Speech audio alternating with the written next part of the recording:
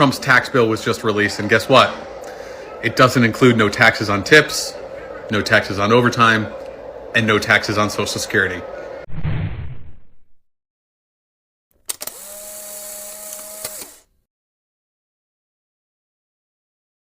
Hello everyone, welcome back to the channel. Today we are breaking down the biggest viral topics, political scandal and trending stories making waves online. If it's shaking up social media, we are talking about it. Today we have got some wide updates, everything from major political moves to economic shifts and even a chilling case where justice might have finally been served. You don't want to miss this. So hit that like button, subscribe if you haven't already, and let's get straight into it. Trump's tax bill was just released, and guess what? It doesn't include no taxes on tips, no taxes on overtime, and no taxes on Social Security. So just another thing he lied to you about so he could get tax cuts for his rich friends. In case anybody was confused about this, they want to keep us arguing over black and white. It's rich and poor, okay? Life be lifing. Keep on, pressing on, moving on, taking care of our own. Let's go. Let's go. Disappointed, not surprised. Let's go. Let's go. Next question. The United States of America changed forever today. And if you're not sure if you need to leave the United States, you need to understand what happened. If when I said this, you thought that that even might remotely apply to you, it might actually be too late. Today, the President of the United States broke the justice system by forcing the Justice Department to dismiss charges against New York City Mayor Eric Adams. In doing this, he broke a significant glass in case of emergency of democracy in the United States. We do not use the justice system as a political tool. For Eric Adams and for the January 6th defendants, this meant that by supporting the president, you got political favor and favorable treatment in the justice system. But it will also mean that the president can, and will use the Department of Justice as a weapon. The Department of Justice has been turned from an institution into a political weapon. And that means you, if you oppose this administration, are at risk. And this is not hyperbole. The president himself told us this, that they are going to go after the, quote, enemies within. And enemies within will be defined by people who do not support this administration. We're already starting to see this can happen at protests, this can happen at your work, this can happen in places that you're not even sure of. Even if you're not guilty of anything, and most of you aren't, the process of going up against the federal government in a criminal case or even a civil case will most likely bankrupt you. Your reputation and your standing in the community will be destroyed forever. This was so serious that 7 officials resigned at the Department of Justice. This is a historic day in the United States of America, but they did finally find someone who dismissed the charges on behalf of the president, and Eric Adams is now essentially a tool for the administration. Or I guess you could say the president is now the mayor of New York. If you're not sure if you need to leave the United States, you need to start planning. Today was a major break glass in case of emergency moment. When the justice system and the legal system can be used as a tool or weapon to support those that the president favors and to punish those that they do not like, very little remains of your safety and freedom. If you're not sure what to do, save up enough money to take one day off to go to a protest. After that, save up enough money to bail yourself out of jail if you have to. If you don't have to do either of those things, you have yourself an emergency fund to leave if you have to. But it is getting very serious, and it is happening very fast. And if you're not willing to leave or you can't leave, you need to be prepared to stand up for yourself and to stand up for what remains of this democracy before it's too late. Fellow New Yorkers we know it is officially gone. This is what's going to happen. The New York Stock Exchange, it's heading south. It's going to Texas for lower taxes and a lot more sun. Just to give you an idea of how bad this is, if we go back to 2019, nearly 160 Wall Street firms have moved their headquarters out of New York. That's from 2019 to 2023, actually, taking nearly $1 trillion. That's trillion with a T in assets under management, with them according to data from 17,000 companies. 17,000 companies, according to Bloomberg. And did I mention the reason why they packed up and left? Yes, I did, in the beginning of this post. They were looking to dodge rampant crime, stiff taxes, and an increasingly exorbitant cost of living. Yes, it's expensive to live in New York as we know it. 158 fed-up financial firms representing a whopping $993 billion in assets packed up and left the Big Apple. So fast forward to today, and you have one huge train wreck. Let's discuss this real quick. Now imagine a world with no income tax, no payroll tax, no IRS. Sounds amazing, right? Well, that's exactly what the Fair Tax Act of 2025 is proposing. But before you celebrate, let's talk about how this would affect you. The Fair Tax Act would replace all federal income taxes with a 30% national sales tax on everything you buy, except for used goods. That means if you buy a brand new car, taxed. A used car, no tax.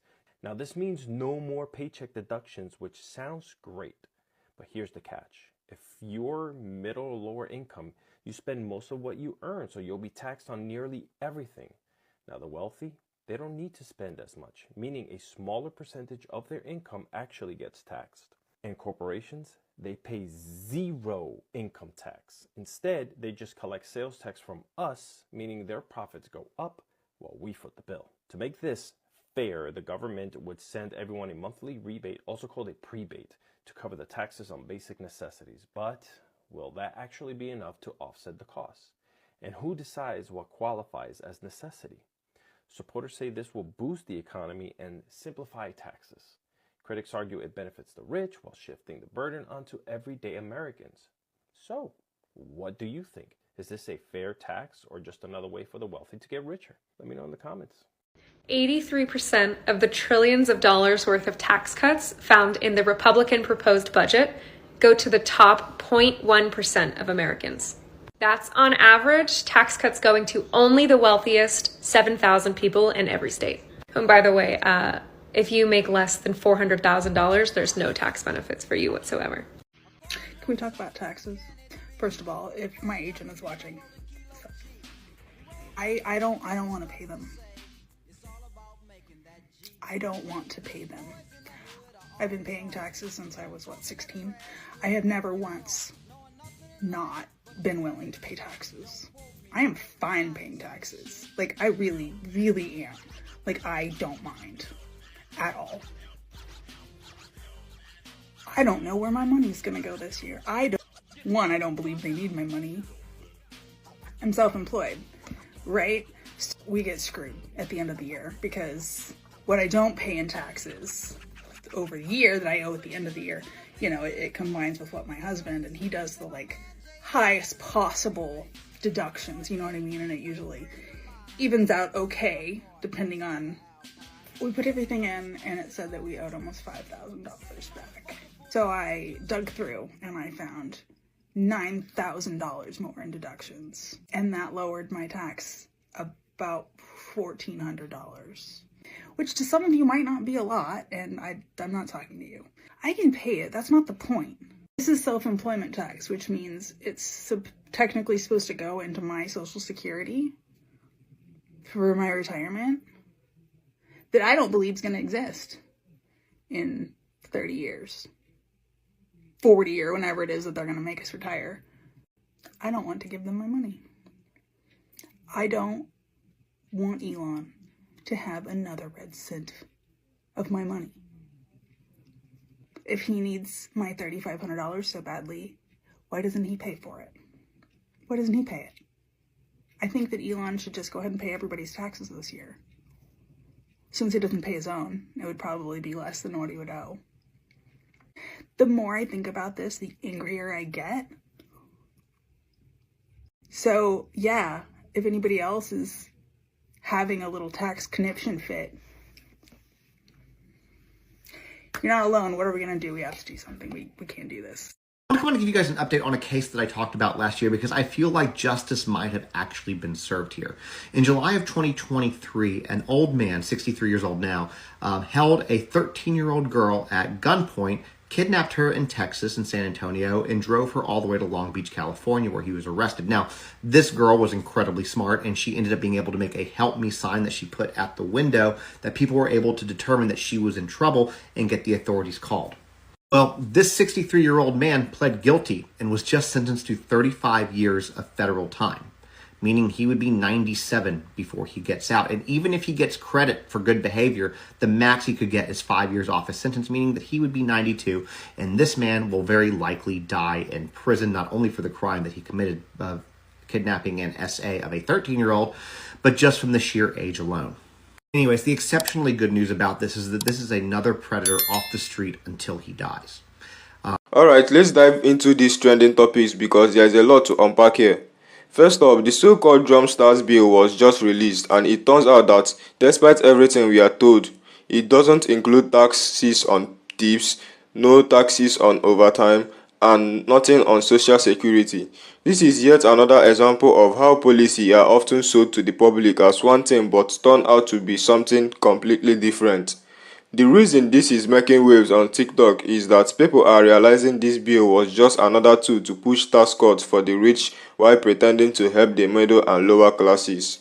No taxes on tips or overtime might sound good on the surface, but the lost tax revenue has to be made up somewhere, likely through cuts to social programs or hidden fees. And let's not forget social security. The fact that this bill doesn't touch it suggests that either funding cuts are coming down the line or we are looking at another push to privatize it, and that is a huge concern for retirees and future generations. Scrolling through the comments on TikTok, you can see how frustrated people are. One person wrote, "So we got played again, huh?" Another said, "I don't care what party you support. If you are working class, this is bad for you." And that is exactly the issue here. No matter which side you are on, when policy continuously patrolize the top 0.1% over everyone else, it creates even deeper economic divides. Now let's talk about something even bigger. The president allegedly forcing the Justice Department to drop charges against NYC Mayor Eric Adams. If this is true, is a game changer. This is being called an abuse of power because it suggests that political allies can be shaded from legal consequences, while those who oppose the administration could face the full weight of the justice system. And here's the scary part. People are already pointing out that the president has previously talked about going after enemies within. If law enforcement is being weaponized, that means everyday people who don't align with certain political views could be at risk of legal harassment, investigations, or worse. Think about how this could play out. What happens if you are accused of something you didn't do, and now you are forced to fight the federal government? Most people don't have the resources for that, and that is what makes this situation terrifying. It's not just about Mayor Adams, it's about setting a precedent where justice is no longer blind but instead favors those in power. And then we get to the New York Stock Exchange heading south, which is another major development. Now, this isn't the first time we have seen market downturns, but what is making this trend is the fact that it's happening despite the supposed strength of the economy. Some experts are pointing to concern over inflation, rising interest rates, and corporate layoffs as reason why investors are pulling back. If you look at history, stock market declines often signal economic slowdowns, and who suffers the most in a slowdown? Not the wealthy investors who can afford to wait it out, but the working class, people with retirement funds, and small business owners. One comment on TikTok said, "It's crazy how we are told the economy is doing great, but food prices are still insane. Rent is through the roof, and now the stock market is tanking." And that is the reality for a lot of people, no matter what the number says. If everyday people hasn't seen improvement in the financial lives, it doesn't feel like a strong economy. Now, moving on to the HR 25 Fair Tax Act of 2025. This bill has been causing a lot of debate. The idea behind is to replace income tax with a national sales tax. On the surface, that might sound good. No more income tax, right? But here is the problem. A national sales tax disproportionately affects lower income households because they spend a larger percentage of their income on necessities. If you are wealthy, a 30% tax on goods doesn't hit as hard because you still have disposable income left. But if you are living paycheck to paycheck, suddenly everything from groceries to basic essentials becomes significantly more expensive. And that brings us to the Republican budget proposal, which allegedly directs 83% of tax cuts to the top 0.1% of Americans. That is a staggering number, and it reinforces the idea that economic policy are continuing to favor the ultra-rich. People online are not happy about this. One person commented, "So let me get this straight. We are cutting services for regular people while billionaires get even more tax breaks." Another said, "Every time they say tax relief, it somehow never includes us." This is why conversations around wealthy inequality keep gaining traction. The top 0.1% already control most of the country's wealth, yet tax policy continuously seems to benefit them the most. And if this trend continues, the gap between the rich and the poor will only get wider. Finally, let's talk about a case that actually had a positive outcome. Justice was served. A man went viral for updating people on a case from last year. In July 2023, a 63-year-old man kidnapped a 13-year-old girl at gunpoint in San Antonio, Texas, and took her all the way to Long Beach, California. This could have been another tragic case if it wasn't for the girl's quick thinking. She managed to hold up a "help me" sign in the window, and thanks to that, people were able to call authorities and get her rescued. Now, this man has pleaded guilty and been sentenced to 35 years in federal prison. Given his age, that means he will likely never walk free again. Even with good behavior, the earliest he could be released is in his 90s, essentially ensuring he will die in prison. And for many, this feels like true justice. The reactions online have been overwhelmingly positive. One comment said, "For once, the system worked the way it should." Another said, "Thank God this girl was smart and brave enough to signal for help." Stories like this remind us that while the justice system is far from perfect, sometimes it doesn't get it straight. So there you have it. Everything trending right now, from economic shift to political power plays and even some long overdue justice. Let me know what you think in the comments. Are you worried about the economy? What do you think about the president's actions, and do you believe tax policy are fair? If you found this video informative, make sure to like and subscribe so we can keep breaking down the biggest trending topics together. Thanks for watching, and I will catch you in the next one.